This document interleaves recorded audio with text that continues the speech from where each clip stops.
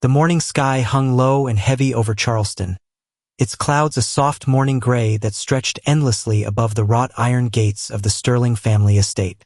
The funeral was as grand as the woman honored. Eleanor Sterling, a Southern business magnate, beloved by the old elite and feared by her rivals. The church pews were lined with Charleston's finest judges, bankers, politicians, and society wives in wide-brimmed black hats. And Marcus stood alone.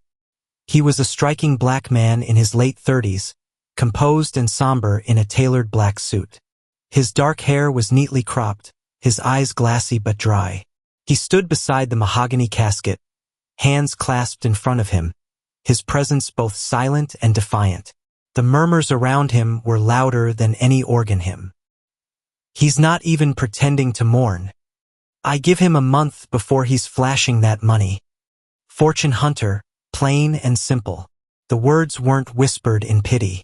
They were daggers pointed and gleaming. Eleanor's family had made no effort to hide their disdain.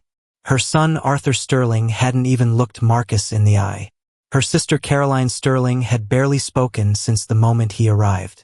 And now, as the final prayer was said, she leaned toward a cousin with a smug smirk. "Bet he already called the insurance company," she muttered loud enough to be heard by half the row. Marcus didn't flinch. He didn't give them the satisfaction. His gaze stayed fixed on the white lilies atop the closed casket, the same flowers Eleanor had sent him on their second anniversary. "Because they looked like you, strong and soft all at once." He didn't need to explain himself, not to them.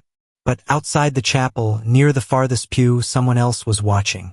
A tall man in a charcoal coat stood near the exit, his hands in his pockets, his eyes trained not on the casket, but on Marcus. His face was unreadable, jaw clenched, lips pressed in thought. He didn't move. He didn't speak. He simply watched.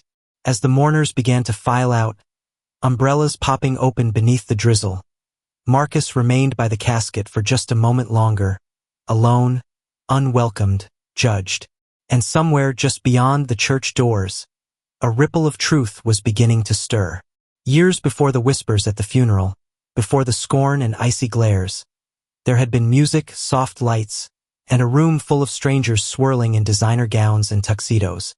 It was a university charity gala in downtown Charleston, one of those glittering events where donors clinked champagne glasses while pretending not to count who gave what. At the center of it all was Marcus, composed, radiant, efficient. He wasn't just another face behind a clipboard. He managed the event. While others floated from table to table with rehearsed smiles, Marcus moved with purpose. When the string quartet started the wrong piece, he corrected them with a whisper. When the appetizers arrived 10 minutes late, he redirected the servers like a quiet conductor with a baton no one saw. He wore a sharp, navy tuxedo, professional, sleek, and a name badge that simply read Marcus B. Eleanor Sterling noticed him.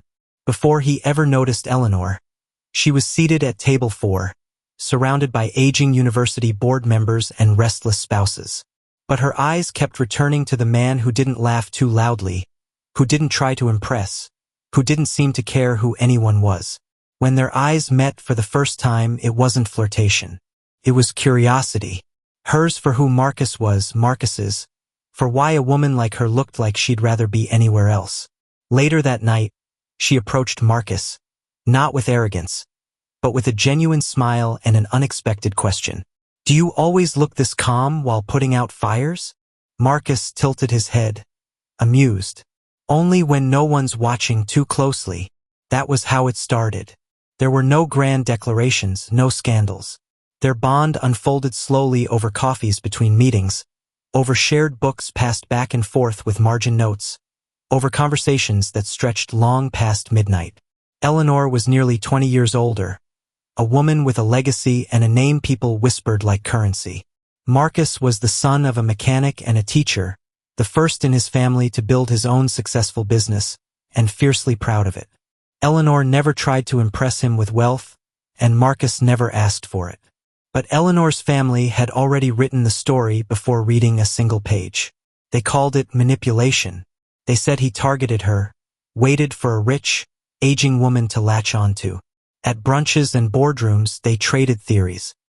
He played the long game. He saw an inheritance and moved in before her mind slipped. They saw what they wanted to see. A young black man who didn't belong in their marble halls.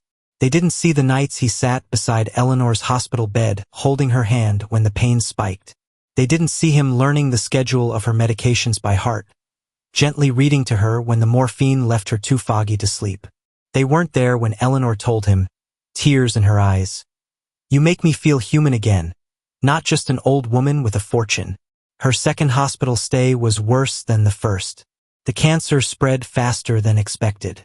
Her voice grew weaker, her body thinner. But Marcus stayed day and night. He brought her soup she barely touched. He trimmed her hair when the nurses didn't bother. He ignored the messages from Eleanor's children that arrived cold and formal. "Let us know when things turn." When she passed in the early hours of a Thursday morning, the silence in the room was deafening. Marcus held her hand until it turned cold. The hospital gave him a moment, just one. Then everything changed. Within 24 hours, her son Arthur arrived with a lawyer. The locks on the penthouse condo were changed. Marcus's keys no longer worked. His name was removed from the household staff's approved list. Joint accounts were frozen, passwords reset. He was asked to provide a copy of the marriage certificate, as if the photos, the vows, the 3-year life they built meant nothing. "They just need time to grieve," the hospice nurse whispered kindly. But it wasn't grief. It was strategy to them. Marcus had served his purpose. The distraction was over. Now came the cleanup. And Marcus, he said nothing.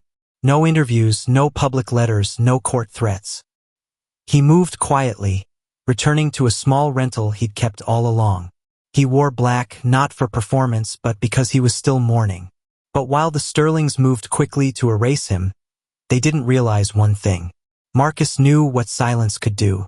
He'd used it before, not as surrender, but as armor. Because while they were busy erasing his name from properties and papers, they had forgotten one detail. Eleanor had made a phone call months before she passed, one that would change everything. And somewhere in a glass-paneled office downtown, a sealed envelope with Marcus's name sat waiting, unopened, but not forgotten. 7 days after Eleanor's funeral, the house was already quieter than he remembered it. Not peaceful, just empty in a way that made the air feel thicker. Marcus had stopped sleeping in the master bedroom.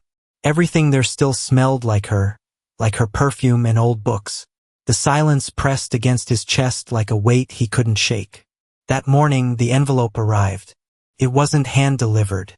No certified courier, just a thin cream-colored envelope slid between utility bills and a furniture catalog. The return address read Sterling and Finch Law Group, Eleanor's longtime legal team. He sat at the kitchen table, hands trembling as he slid a knife through the envelope seal. The letter inside was brief, cold. "This correspondence is to formally notify you that per current documentation, you have been excluded from all disbursements tied to the Sterling Family Trust. No beneficiary designation in your name exists within the active version of the will. There will be no further communication unless legally contested." There was no greeting, no signature, not even a stamped seal of finality. Marcus stared at the page, the ink blurring at the edges as his eyes welled. But he didn't cry. He expected this. From the moment Arthur Sterling appeared at the hospital with his mother's medical proxy, waving it like a badge, Marcus knew what kind of game he'd been pulled into. But that didn't make the sting of it any softer. Still, something tugged at his memory. A late-night moment not long before the second hospital admission. Eleanor, tired but lucid, holding his hand tightly as the machines beeped around them. "Just in case," she'd whispered. "I made sure you'd be protected. You won't have to fight them. It's already in place." At the time, Marcus didn't press her. He thought Eleanor meant something legal. An update to the trust, perhaps. But now he wasn't sure. That night, after the dishes were washed, he climbed the stairs to the study. It still smelled like tobacco and paper. The old cherrywood desk stood in the center of the room like a ship's helm, worn smooth by years of use. Eleanor had been meticulous with her organization. Folders, alphabetized, pens stored in velvet-lined drawers. Nothing was ever out of place, but something was wrong. The top drawer didn't open easily. When he yanked harder, the wood groaned in protest and then gave. Inside, the contents were scattered like someone had rifled through it in a hurry. Paper clips, a cracked pair of reading glasses, one drawer completely empty, save for a paper clip twisted into a spiral. Marcus crouched beside the desk, running his fingers across the wood inside. That's when he saw it. A faint rectangular outline slightly lighter than the rest of the wood grain. A space where something had rested for a long time. A sealed envelope, maybe. Beside it, the faint groove of a fountain pen. An indentation Eleanor's hand had likely made over years of sitting there, signing letters, scribbling thoughts, writing notes Marcus once found tucked in his books. Eleanor hadn't left him nothing. She'd left him something, but someone got there first.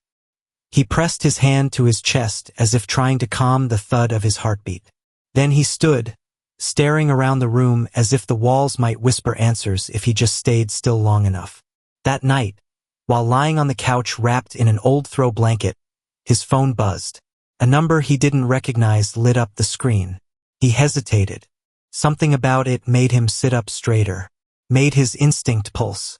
He answered. Silence. Then a man's voice, low and deliberate. We need to meet. Marcus gripped the phone tighter. Who is this? I can't say over the phone, the voice replied. But I think you're being set up. The line went dead. Marcus stared at the screen. His breath caught somewhere between suspicion and fear. He knew how it sounded, like a scam, a prank, a threat. But deep in his gut, he felt something different. Whoever that man was, he knew something. And he was right. He was being set up. The parking garage was nearly empty, echoing with the quiet hum of distant traffic and the occasional thud of tires on concrete. Marcus gripped his coat tighter as he stepped onto the third level, the cool Charleston night brushing against his skin. He scanned the shadows until he saw him leaning against a black sedan, arms crossed, a leather folder tucked under one elbow. He looked mid-40s, tall, black, with close-cropped hair and a long trench coat that hung neatly around him. His eyes were sharp but not hostile, just observant, calculating. Mr. Sterling? He asked, his voice low but clear. Yes, Marcus replied cautiously, stopping a few feet away. I'm Samuel Croft, he said, holding up a worn ID badge that read, Independent Insurance Investigator, Private Contractor. I work with Keystone Mutual. Or rather, I did. Marcus frowned. You said you had information. I do. He nodded, unfolding the leather folder and pulling out a thick manila file. This is about a policy Eleanor took out 7 months ago, one you likely didn't know about. Marcus raised an eyebrow but said nothing, so Samuel continued. It wasn't through the usual channels. It was a private policy, a high-value one with an unusual clause. The file was sealed. Eleanor specifically requested that the beneficiary not be revealed until after a trigger event. Trigger event? Marcus echoed. Her death. Marcus's breath caught for a moment. She came to see me directly, Samuel said, his voice softening. Said she didn't trust her family or her lawyers. Said she wanted to make sure you were taken care of no matter what they did after she was gone. Marcus swallowed hard. His throat was suddenly dry. I didn't know about this, he murmured. Samuel nodded. That was the point. She was trying to protect you from retaliation. He flipped the file open. Inside were copies of forms, signed pages, and a notarized letter from Eleanor herself. Brief but unmistakable. At the bottom was the familiar fluid signature Marcus had seen on dozens of cards, letters, and little notes left on the fridge. He reached out, fingertips grazing the page. This is real. Yes, Samuel said. It's very real, but there's a problem. He turned to a second sheet marked with red stamps and handwritten notes. I filed the claim as soon as I received the death certificate, per the trigger clause. Everything should have moved forward within 5 business days. But suddenly Keystone Mutual has gone quiet. Delays, excuses.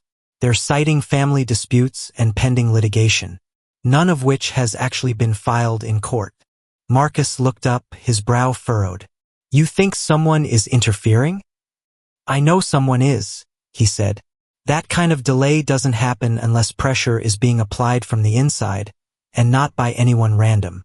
By someone with weight, clout, legacy money. Sterling's, Marcus whispered. Samuel nodded grimly. It's the only logical assumption. But if it's a sealed policy and none of them are listed as beneficiaries, what do they gain? That's what I'm trying to figure out, he said. Because the person listed as the primary, I haven't confirmed it yet. The clause redacts the name until final authorization. The system generated a placeholder ID, not a name. But based on the financial path this thing has taken, I don't think it's just you. Marcus blinked. What do you mean? Samuel hesitated, then said carefully. I think Eleanor left something to someone else. Someone unexpected. Marcus stepped back slightly. Are you saying she had another? No, Samuel interrupted gently. Not like that. I don't believe this is about infidelity or secrets in that sense. I think Eleanor was protecting more than just her husband. His mind reeled. Who else could it be? A distant relative? A child Marcus didn't know about? Samuel closed the folder. I'm still investigating, but if I'm right, this could explain why the family's panicking. This policy could legally bypass the trust entirely, which means someone they've been trying to erase from the picture is actually at the center of it. Marcus's jaw tightened. They always treated me like I was disposable, like I didn't belong. They underestimated you, Samuel said quietly. And it looks like they underestimated Eleanor, too. He nodded slowly. The pieces weren't all there yet, but the shape was beginning to form. Can I see the placeholder ID? He asked. Samuel pulled a smaller slip of paper from the back of the file. It had a string of numbers and letters. Beneath it, just barely visible through a faded watermark, was a single word. Contingent. Contingent beneficiary, Samuel explained, activated only if something invalidates the primary or if the primary can't claim.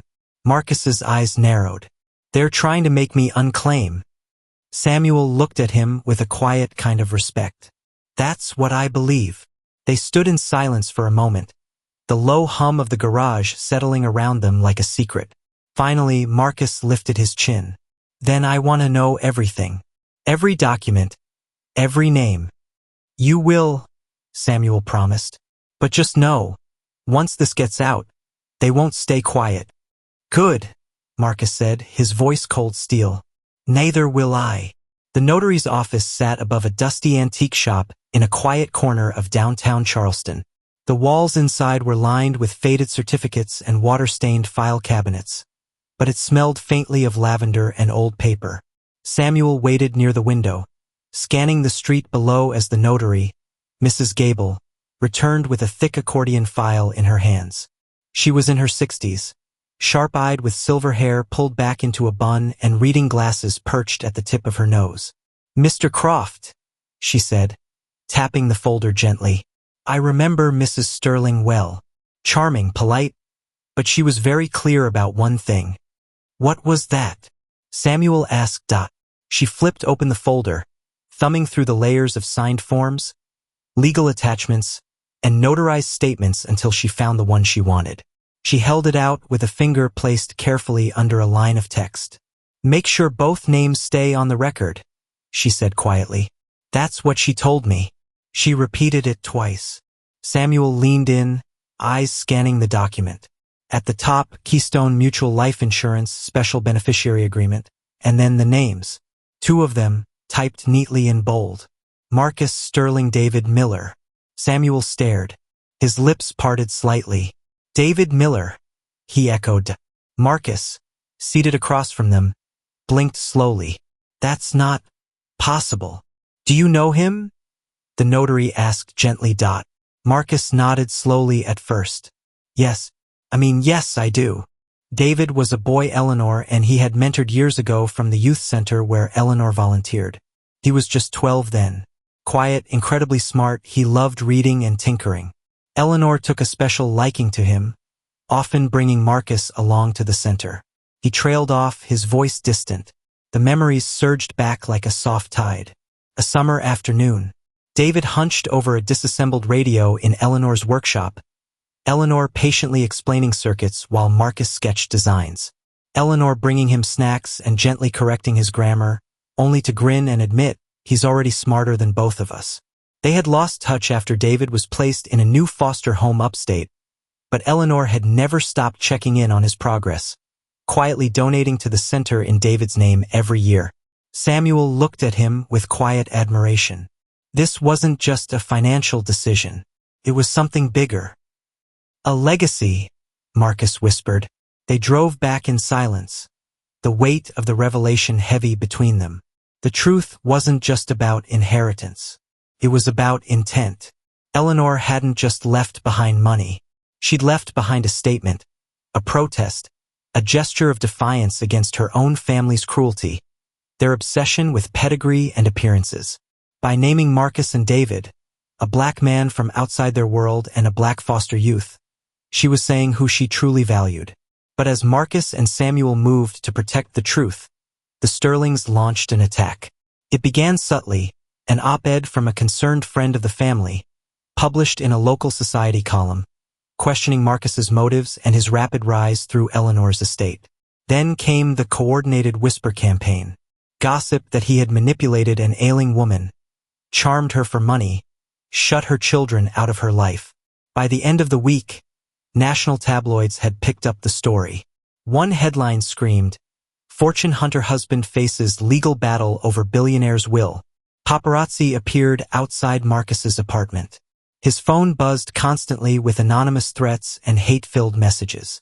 Clients began canceling his contracts. Sponsors pulled out of events he had planned. It felt like his life was unraveling one email at a time. Still, he refused to speak. Samuel, however, did not.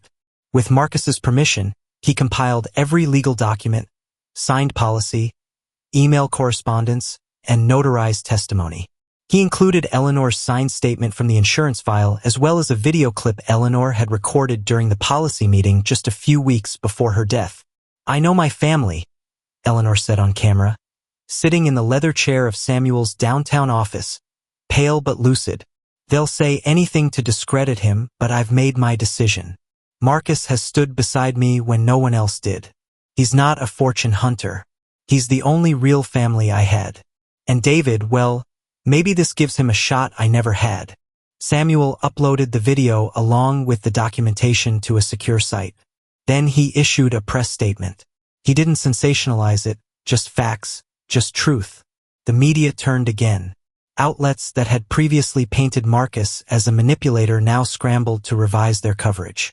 The video went viral, shared by legal justice advocates, former colleagues of Marcus's event planning business, and thousands who had once believed the worst. One headline now read, "Husband targeted by wealthy family, but late partner's final words silenced the room." Meanwhile, a reporter found David Miller. He was 17 now, tall, reserved, living in a group home, but already accepted into a scholarship program for gifted students. When asked about Eleanor and Marcus, he simply said, "They saw me when no one else did." Back in Charleston, Marcus watched the clip of David's interview with tears in his eyes. "Eleanor always said," he said to Samuel later that night, "legacy isn't about buildings or bank accounts. It's about what you leave behind in people." Samuel nodded. "And you were never alone. You just didn't know it yet." The moment arrived without ceremony. Just a nondescript envelope delivered to Samuel's office by certified courier. No warning, no fanfare. Just a plain white package containing a truth that could no longer be silenced. Inside were the official insurance documents, now unsealed. The insurance company, under growing legal scrutiny and media backlash, had finally relented. After weeks of delays and ambiguous statements, they had no choice. Public sentiment had shifted. Journalists were demanding answers. Legal experts were watching. And the truth, meticulously documented, had become impossible to ignore. Samuel opened the folder slowly, laying each page across his desk like puzzle pieces. The final page was a handwritten letter in Eleanor Sterling's careful cursive. printed on ivory stationery with the family crest embossed in the corner. It was addressed to be delivered upon confirmation of beneficiaries. Samuel read it first, then with trembling hands passed it to Marcus. He sat by the window of his office, the Charleston skyline dim behind him, framed by the golden haze of late afternoon. His fingers touched the edge of the paper like it might vanish if he held it too tightly. He read aloud, his voice catching. To those who doubted him, I pity you. Marcus gave me more love, dignity, and peace in 3 years than I ever received in a lifetime surrounded by blood and inheritance. He saw me, not the money, not the legacy, just me. And David, you remind me of who I might have been had someone believed in me when I was young. I won't be around to see the man you'll become, but I want to make sure you get the chance. I choose to invest in both of you because love and belief are the only real currency that lasts. Eleanor S. Sterling. Marcus didn't cry. Not at first. He simply folded the letter back into its envelope and placed it in his lap. The silence in the room was thick, reverent. Even Samuel, who had seen all manner of fraud and injustice in his years, leaned back in awe. That letter, he finally said, will end everything they tried to spin, and it did. The document was leaked, unintentionally or not, to a national legal blog that had been covering the case. Within hours, it spread like wildfire. Social media lit up with outrage, not at Marcus, but at the Sterlings. Hashtags like #JusticeForMarcus and #NotAFortuneHunter began trending. Old friends, former colleagues, and even strangers started sharing their own stories of being written off, judged, erased, only to rise again. One popular tweet read, "If dignity had a face, it'd be Marcus Sterling sitting quiet at that funeral while wolves circled." And still he stood. Major networks picked up the story. Talk shows dissected every detail. Journalists re-examined the op-eds that once condemned him, issuing quiet retractions or awkward corrections. Even those who had gossiped the loudest in Charleston's high society circles now found themselves nervously silent at garden parties and brunches. The Sterling family, once so proud and public, began to vanish into the background. Eleanor's son, Arthur, who had led the charge against Marcus, was photographed leaving a law office with his head down. Her sister, Caroline, deleted her social media accounts. Invitations to their charity events dried up. Foundations quietly withdrew partnerships. Their power had always rested on perception, and now perception had turned. Meanwhile, David Miller stepped forward. He issued a short statement through the youth center that had first introduced him to Eleanor and Marcus. "I am grateful, but more than that, I'm seen. And I hope every kid like me knows that we matter." Marcus watched the video alone in his apartment that night. The lights were off. The only illumination came from the screen as David, now a young man, stood poised and steady behind a podium. Eleanor had been right. David was becoming someone extraordinary. And Marcus, he stood on the other side of a storm he never asked for. His dignity, his silence, his unwavering trust in the truth had weathered every accusation, every headline. He had been accused, humiliated, ostracized, and still he never fought dirty. Now the world was beginning to see what Eleanor had always known. Samuel joined him at the window as he closed his laptop. "You're free now," he said quietly. Marcus nodded. "Not just free," he replied. "Seen." And as the night stretched across Charleston like a velvet curtain, Marcus leaned into his future. Not with vengeance, not with bitterness, but with the steady grace of someone who had endured the fire and emerged whole. The sun shone brightly on a crisp autumn afternoon as a crowd gathered outside a newly renovated brick building in downtown Charleston. The banner overhead read, "The Sterling Miller Foundation, opening doors for the future." Marcus stood just beside the ribbon, dressed in a navy blue blazer and white shirt, simple, elegant, composed. A soft breeze lifted the edge of his collar as he smiled at the students lining the front steps, most of them foster youth, some as young as 10, others already on their way to college. David stood next to him, now 17, taller than him by a few inches. His tie was slightly crooked, and his hands fidgeted at his sides, but his eyes held the same fierce determination Eleanor had once noticed all those years ago. Marcus gently reached up and straightened his tie. "You ready?" he whispered. David gave a quick nod. "You're not going to cry, are you?" Marcus laughed. "Not yet." The ribbon was cut. Applause erupted. Cameras flashed. Inside, the building gleamed with fresh paint and possibilities. Classrooms for tutoring, quiet rooms for counseling, a library with donated books and laptops. Each hallway bore artwork created by local youth. And at the center of it all, the name Sterling Miller gleamed in bronze above the main entrance. Later at the press table, a reporter stepped forward and asked the question he had quietly anticipated. "What do you hope people remember most about your wife?" The question hung in the air. Marcus didn't answer right away. He glanced at the students seated beside the stage, some leaning forward, listening closely. He looked out at the courtyard. There, beyond the fountain and flower bed, stood the memorial wall. Slowly, he stepped down from the podium and motioned for the crowd to follow. They gathered at the marble surface where Eleanor's final quote had been engraved in elegant script. "Love isn't about blood or approval. It's about choice, and I chose him." Marcus placed his hand on the stone, fingers tracing the words. He turned back to the crowd, his voice steady, but thick with emotion. "She listened when no one else did. That's what I want people to remember." A hush fell over the group.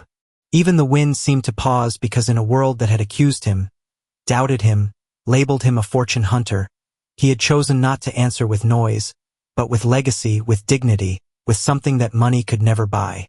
David took his hand as they walked back toward the building where a new generation of kids waited to be seen, believed in, and reminded that family is not just something you're born into, but something brave people choose. And that choice, Eleanor's choice, had changed everything.